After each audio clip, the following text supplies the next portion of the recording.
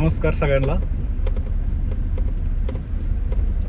सध्या पंढरपूरची पायीवारी चालू आहे आणि मागचे एक 5-6 दिवस झाले एक कंटिन्यू फीडमध्ये येत आहे की बाबा काही म्हणजे मित्रपरिवार म्हणा किंवा काही अन्नदाते आहेत, समाजातली काही घटक आहेत की ते बाबा अन्नदान करतात. काही जण ज्याच्या त्याच्या परीने बिस्किटं वाटतात, चहा बिस्किटं काही वाटप करतात.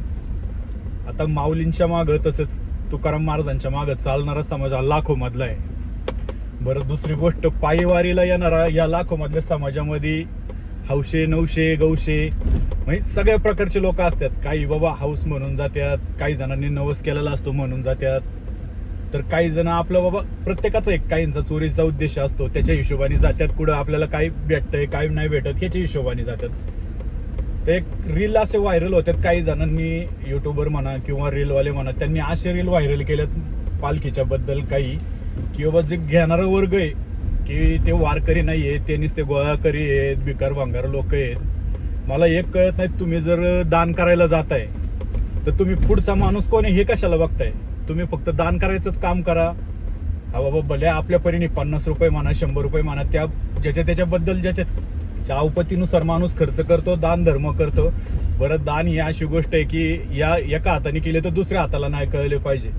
आपण त्याचे रील बनवतो, सगळ्या गोष्टी हा बाबा हाऊसमध्ये माणूस सगळ्या गोष्टी करतो, पण तुम्ही पॉझिटिव्ह गोष्टी व्हायरल करा ना. निगेटिव्ह गोष्टी कशाला व्हायरल करताय की बाबा दान घेणारे कोण आहेत, भिकारी आहेत, जमा करतात, ते करतात.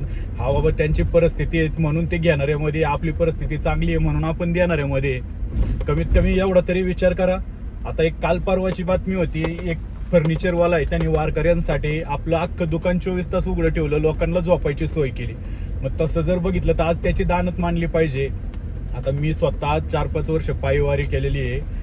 फलटणच्या खालच्या भागात गेले तर तिकडं पाण्याची कमतरता असते वारीच्या टायमाला.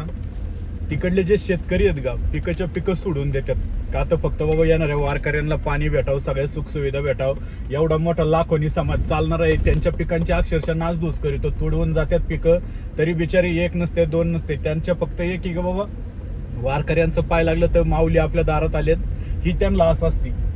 सांगायचं तात्पर्य एवढंच की बाबा आपण जर दान करत असेल तर पुढचा माणूस कोण आहे हे बघू नका. फक्त आपण दान करायची कॅपॅसिटी आपल्याला देवाने नशीब म्हणायचं की देणाऱ्यात ठेवलेलं हे घेणाऱ्यात नाही ठेवलं. एवढंच सांगायचंय. रामकृष्ण हरी. वारी चुकायची नाही.